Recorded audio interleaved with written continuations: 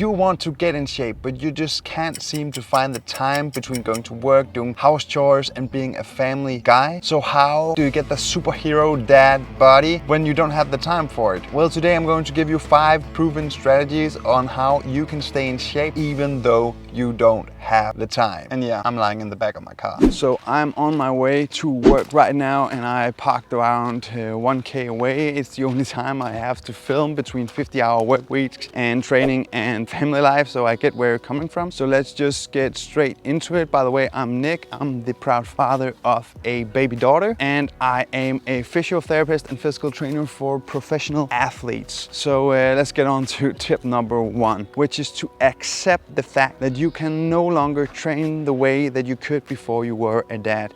Now you are not the number 1 priority anymore, and you have to accept the fact that, you know, your time is not entirely yours anymore. You have to acknowledge that being a father is not the same as just being yourself, and you cannot just go out, work out whenever you want to. You have to talk to your spouse, you have to prioritize, you have to find the little spots in which you can work out. But first of all, you just have to say, okay, well, I'm not going to be in that super shape that I might be in if I'm not a dad. So let's get on to tip number 2, which is to spread out some work throughout your day. So let's say that you don't have time, but maybe you have 1 minute or 2 minutes during your workday, then you can just get down, do 10 push-ups or do 10 air squats or do some pistol squats or do whatever you can to get moving. And I know it's not a much, but if you can just pull out 1 minute and say, okay, I do 10 push-ups and then I do 10 air squats, and you do that, let's say 10, maybe 15 times in a day, that's 20 to 30 sets of muscle work within 10 or 15 minutes that were spread out. And I know that it doesn't seem like much, but in the grand scheme of things, everything counts towards that fit body, and this will help you out a ton, especially if you don't do anything. So try to spread it out and just do a little bit of work in those small time gaps that you have. Now, tip number 3 is to work out late at night. So when you put your kids to sleep, you might have some hours left. For me, that's around 8 o'clock, and I know that that's the time where you're really tired and you don't feel like working out. But if you don't do it, you might just end up like me and watch some Netflix or some other TV, which is not good. That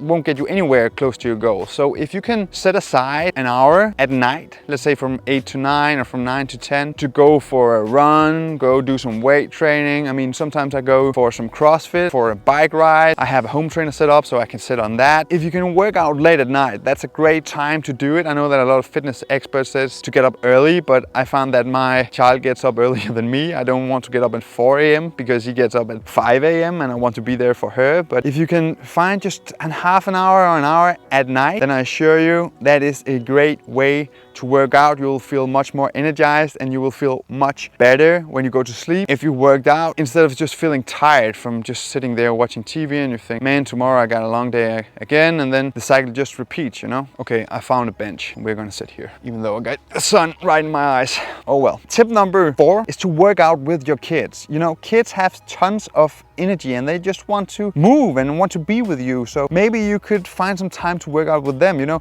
workout doesn't have to be weight training or running. It can be playing soccer with your kids in the garden, or it could be if you have a toddler like me, or maybe she's not a toddler, maybe she's just a newborn. She's 6 months old and she can't do much. But if I pick her up and I do some air squats with her as a weight, she thinks it's very funny. And I can go down, I can do push-ups, wear a kisser. So I'm spending quality time with my kid, but training the same. You could do that as well. Just think of ways in which you and your kid could do something together that gets you moving. It's a great way to set an example. It's a great way to get some quality time and to get some training in so you can stay fit, so you can stay energized and you can be there for your family. And I mean, so many people are not taking advantage of this. They're just saying, okay, well, now we go and we play some video games, or we sit here and watch TV, and then we just let the kids play. Go do something with your kid. They want to do something. They want to move. They want you to be the superhero dad that picks them up and pulls them up over your head and do a squat. They think that that is awesome. So do that. Okay, so tip number 5 is to make an agreement with your partner. So take a long talk with your spouse and say, hey, I want to be fit. Tell them why you want to be fit. Tell her that, well, you want to be there for your kids. You want to be energized when you get home from work. You want to be there for her. You want to play with your kids. And for you to do that, you need a sanctuary. You need a place where you can work out, or a set time frame throughout the week.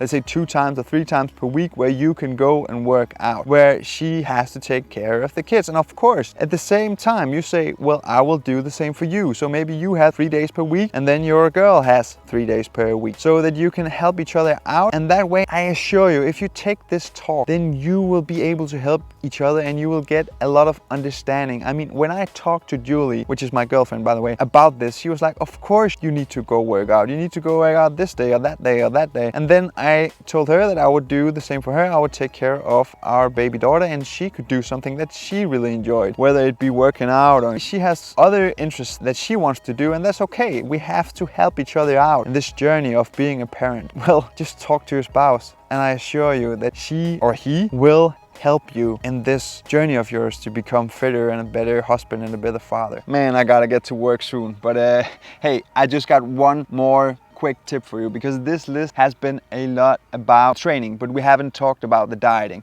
So I know that diet can be very hard because you have to prepare healthy meals and you don't have much time, but here's what I do. I do intermittent fasting, which means that I skip breakfast. So that means that I have one less thing to worry about in the morning when I'm getting ready and I get the kids ready and I have to get out the door. And also I have a little bit extra time to prepare my other meals, so like my lunch and my dinner, so I can make sure that they are healthy. Intermittent fasting has a lot of other benefits as well. If there's something that you want to try out, you should definitely do it. I can highly recommend it. It's just an easy way to, you know, save some time and cut down on the calories. If your goal is muscle building, then I'm not sure it's the best way, but maybe just do a protein shake in the morning and some quick carbs. You can put some oats in the protein shake and get on with it and get out the door. It's an easy way to get going. So those were my tips for today, or my strategies for today. I hope you learned something. I'll see you next time.